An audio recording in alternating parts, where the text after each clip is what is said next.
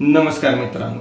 तर माझे असे मत आहे की ज्यावेळी आपण एखाद्या ठिकाणी जातो तर ते कोणतंही राज्य असो किंवा देश असो तर तिथल्या संस्कृतीचा, परंपरेचा आणि भाषेचा सन्मान करणे किंवा आदर करणे हे अपेक्षित असतं.